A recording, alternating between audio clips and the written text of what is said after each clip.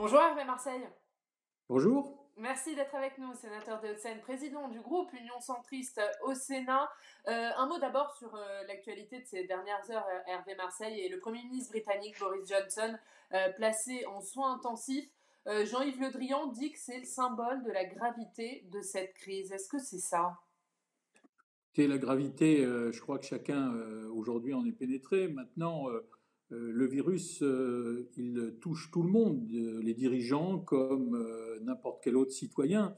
Je pense que c'est ce qu'a voulu dire Jean-Yves Le Drian. Alors, on ne peut que souhaiter un prompt rétablissement à Monsieur Johnson parce que c'est un dirigeant politique. Il a besoin d'être en forme pour diriger son pays et donc j'espère très sincèrement que il va pouvoir recouvrer l'ensemble de ses facultés. On va parler de ce qui se passe dans votre région, l'Île-de-France, région sous tension. Quelle est la situation dans votre département des Hauts-de-Seine? Écoutez, notre département est évidemment affecté comme l'ensemble des départements français. Il y a à peu près 2000 cas qui ont été recensés. Les EHPAD payent un lourd tribut. Les personnes âgées, évidemment, sont les premières victimes de ce fléau. Il faut dire que nous en avons beaucoup d'EHPAD, nous en avons 108, et donc effectivement, il y a eu pas loin de 200 décès dans nos EHPAD. Le personnel médical fait un travail admirable ici comme ailleurs, et je crois qu'il faut évidemment faire en sorte que le confinement soit respecté parce que c'est la condition de la non-propagation de la maladie. On va parler de ce confinement, mais sur les EHPAD, Olivier Véran dit hier qu'il lance une vaste opération de dépistage dans ces EHPAD. Est-ce que c'est trop tard? Ben, il vaut mieux tard que jamais. Il est évident qu'il y a eu beaucoup d'hésitations, de cacophonie, d'hésitations fortes au début de cette maladie. C'est ce qu'on peut regretter. Aujourd'hui encore, on manque cruellement de masques, on manque cruellement de blouses, de surblouses, de gel, de réactifs pour les tests. Et donc, il est évident que les soignants mènent un rude combat parce qu'ils sont souvent démunis et leur action est d'autant plus admirable. C'est la raison pour laquelle je pense que c'est peu de choses, mais quand ils sont applaudis tous les soirs à 20 heures aux fenêtres des immeubles, au balcon, c'est une marque de témoignage, de sympathie qui est appréciable parce qu'on sait le combat qu'ils mènent. Et aujourd'hui, en première ligne, ce sont souvent les élus, ce sont souvent les mairies qui sont là pour apporter l'aide immédiate. Et puis bien sûr, l'État suit avec le préfet derrière. Mais ces manquements en matériel, en masques, en surblouses, vous les constatez encore aujourd'hui? Les choses ne se sont pas améliorées depuis le début de la crise? Bah, il y a un léger mieux, mais tout le monde a mis la main à la pâte, si je puis dire, puisqu'il a fallu se battre pour obtenir que les collectivités puissent passer commande.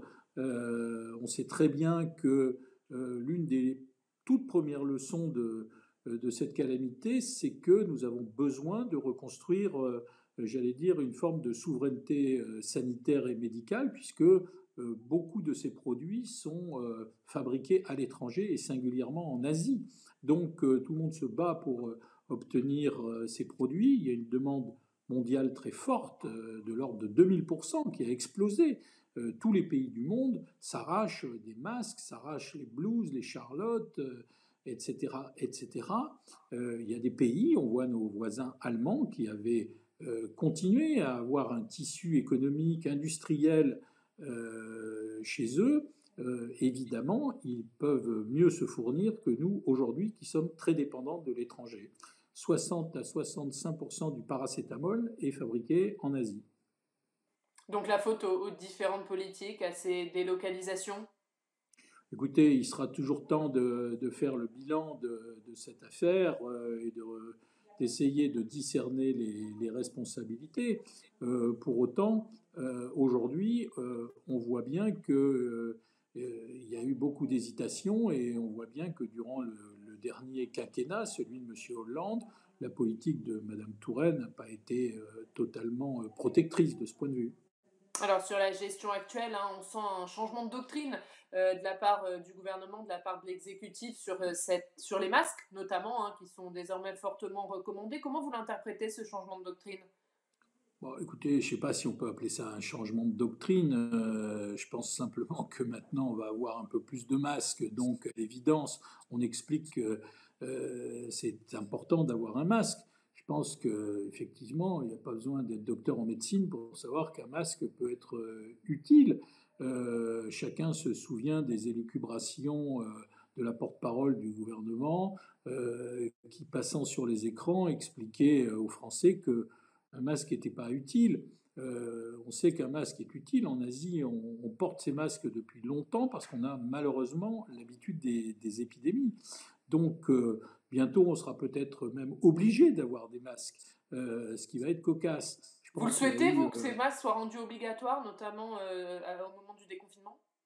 Écoutez, je ne sais pas s'il faut parler d'obligation. En tous les cas, il faudrait parler d'une comment dire, proposition forte en disant que, évidemment, il serait mieux d'avoir des masques. Si demain, on doit aller vers un déconfinement, et il faudra bien un jour sortir de chez soi, il faudrait plutôt, effectivement, avoir ces masques. Encore faut-il qu'il y en ait.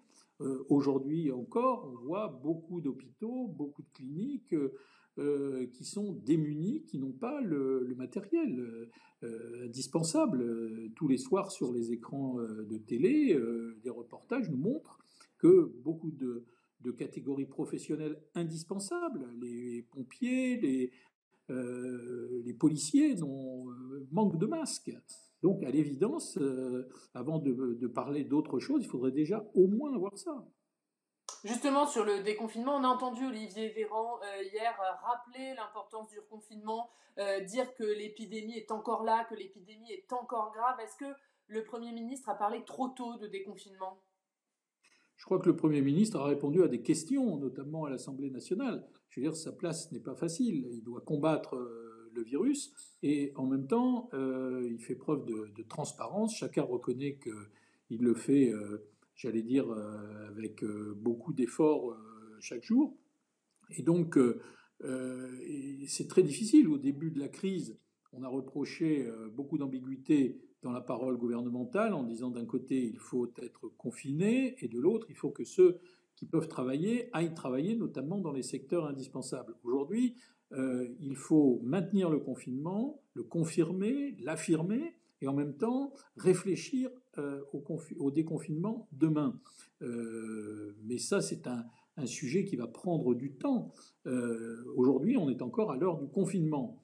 Il n'est pas interdit, notamment pour les services de l'État, de réfléchir à ce que sera petit à petit le déconfinement et il faudra que nous ayons un débat au Parlement sur ce sujet. Vous le demandez à quelle échéance ce débat au Parlement? Dès que les circonstances le permettront, car pour pouvoir commencer à déconfiner, il faudrait déjà qu'on puisse avoir des tests sérieux. On sait qu'aujourd'hui, les tests qui existent ont le mérite d'exister, mais ils ont une marge d'erreur de 30%. Donc il faut des tests qui soient beaucoup plus efficaces, et notamment que ce soient des tests sérologiques. Aujourd'hui, on n'a pas ces tests, et il faut les confectionner, il faut les mettre au point, vérifier leur efficacité, et puis en produire un grand nombre, parce qu'il faut qu'on puisse savoir qui a été atteint, qui ne l'est pas, et donc à partir de là, qui peut sortir. Et certainement, il faudra examiner de façon très fine, région par région, le taux d'immunologie. Il faudra qu'on sache par classe d'âge ceux qui peuvent sortir. À l'évidence, les personnes âgées, les personnes malades déjà, devront rester confinées plus longtemps parce qu'elles sont trop fragiles. Un mot sur ce suivi GPS envisagé par l'Élysée pour suivre les Français, pour voir s'ils respectent le confinement. Est-ce que pour vous c'est une bonne chose? Écoutez, il va falloir, on fait déjà beaucoup d'efforts en matière de liberté au nom de notre santé. Qui aurait pu penser qu'en 2020, dans notre pays, on soit obligé d'avoir un papier sur soi, une espèce de permis de sortir pour aller faire des courses, promener son chien ou tout simplement être dans la rue. Donc il va falloir faire encore une fois des efforts en matière de liberté publique. Et je pense effectivement, comme dans beaucoup d'autres pays qui ont montré la voie, ce qu'on appelle le tracking, c'est-à-dire le suivi numérique des individus, est une solution qui permet de favoriser le déconfinement en ayant une gestion très fine de cette sortie de crise.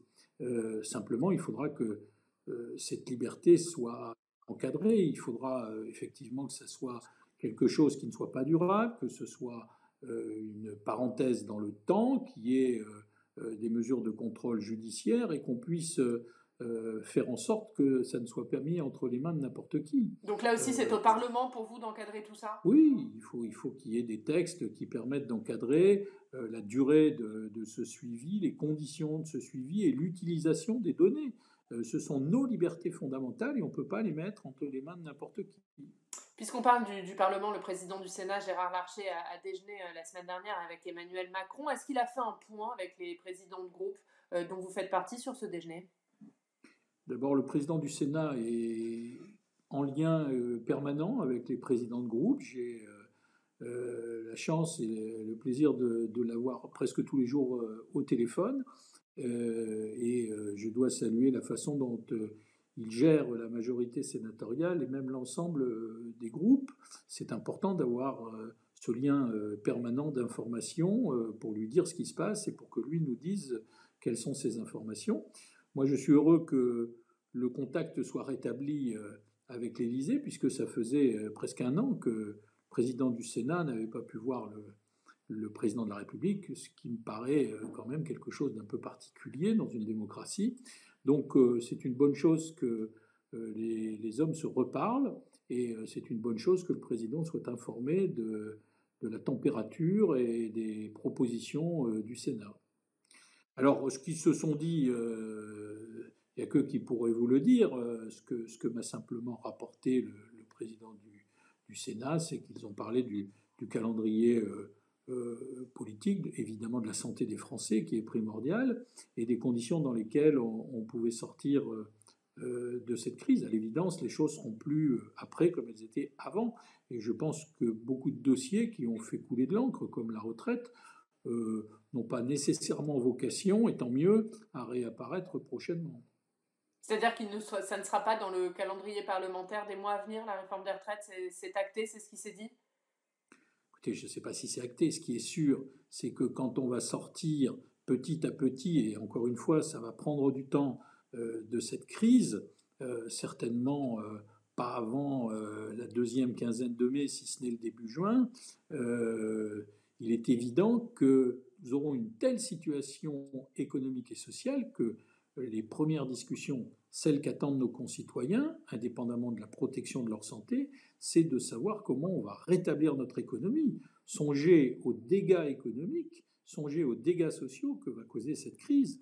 Des milliers d'entreprises vont devoir fermer. Il y a des histoires financières abominables et il va y avoir beaucoup de chômage. Le pouvoir d'achat va considérablement diminuer. Cette crise, le ministre de l'économie dit que la référence, ça pourrait être 1929. Songez que même en 1975, la crise pétrolière n'avait coûté qu'un 1% de PIB. Celle de 2008, 3%. Là, on parle de presque entre 5 et 10%, quelquefois plus, de PIB. Donc c'est quelque chose de considérable. Il va falloir s'atteler à reconstruire notre économie. De quelle manière, selon vous? Effectivement, Bruno Le Maire a dit hier au Sénat que la France connaîtrait sa pire récession depuis 1945. De quelle manière il va falloir reconstruire cette économie?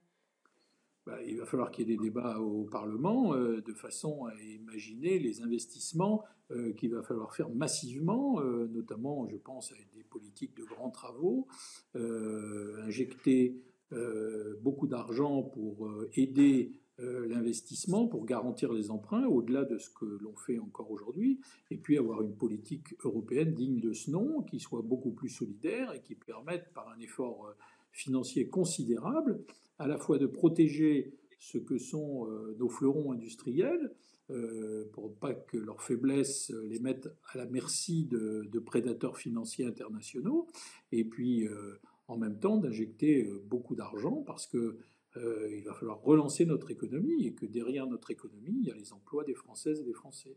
Un dernier mot, Hervé Marseille, sur la question des municipales. Quelle est votre position sur la tenue du second tour de ces municipales? Écoutez, je crois que c'est absolument pas l'urgence, hein, aujourd'hui. C'est une conséquence du drame que nous vivons. La vie démocratique continue, il y a des institutions. Le Parlement est là pour contrôler ce que fait l'exécutif et en dépit de la difficulté, il le fait. Les mairies sont en première ligne, on l'a vu.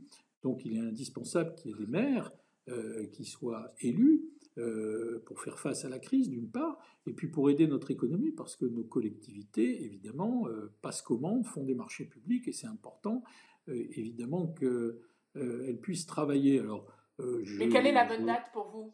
bon, écoutez, je pense qu'il n'est pas question de faire des élections euh, d'ici l'été. La loi prévoit que le comité scientifique donnera un avis fin mai, on verra ce qu'il dira, mais je pense qu'il faut au moins imaginer l'automne. Il faut au moins imaginer l'automne. Merci beaucoup. Merci Hervé Marseille Merci d'avoir à été vous. avec nous. Merci à vous.